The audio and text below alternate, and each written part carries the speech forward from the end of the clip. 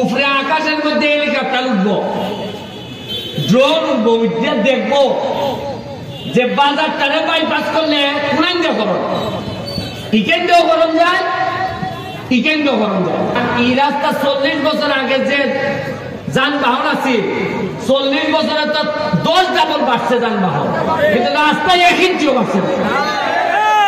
ওই সারা 15-20 বছরে আমার জানা মতে উন্নতি হয়েছে। ওই একটা পৌর মুক্তিযোদ্ধা 70 বানানো হয়েছে, এটা আরো কিছু জায়গা আটকেছে। এরই আমার বলতেছে যে ভাই তোমার রাস্তাটা আমরা বড় করে দেব।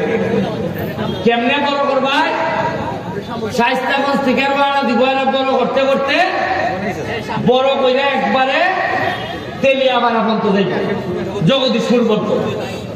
এর মানে চাইলেই নিব আপনার যে কষ্টটা আমরা আছি। এই যে একটা সিএনজি প্রত্যেক দিনে মানুষ মরে, বাইপাস মানে ধরুন গুগাওরা যায়, ধরুন বাইপাস ঢুকে গেলি ঢুকিয়া ওই বাজারের ফিসি দেয়া ওই ট্রেনটা গিয়া একবারে যদি গিয়া উঠে এই কিতাব আপনার এই আমতলি গিয়া যদি উঠে অভিগঞ্জের যেভাবে বাইপাস হয়েছে, আমরা শান্তি হইব না, হইতো না। এখন আজকাল যারা এই মিটিং আইছেন না তারা তার পাইবা, কারণ জায়গার দাম যে বাড়বো তারা তো জানেন না। তোমরা যারা মিটিং আইছো কিছু হাতলা ফাতলা করে জায়গা রাখা দেবো। যারা মিটিং আমি যে ডাকছি এরপর আইছেন না যে তার পাইবা, তারা মনে করেন যে বিদেশ গেলে যদি টেকা রুজি, আরে টেকা রুজি খালি চোখ কামটা খোলা রাখলে টেকা রুজি হয়।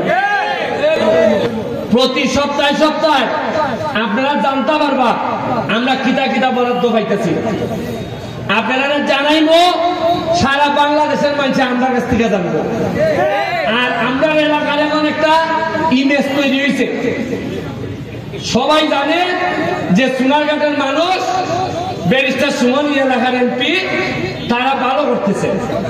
আপনারা কাছে আল্লাহর হস্তে চাই এমন কোন খান করেন না যাতে আমরা এলাকার বদনাম হয়। আমি চেষ্টা করবো এলাকার সুনাম বাড়াইবার লেগে, আপনারাও এই চেষ্টাটা করবা। আর মসজিদ, মাদ্রাসা, মন্দির, রাস্তাঘাট যা যা আছে আপনি চিন্তা করতে পারতেন না। 4 মাসের মধ্যে 9টা নতুন মাঠের কাজ হতেছে, মনে হয় অন্তত 18টা ব্রিজের কাজ চলতেছে।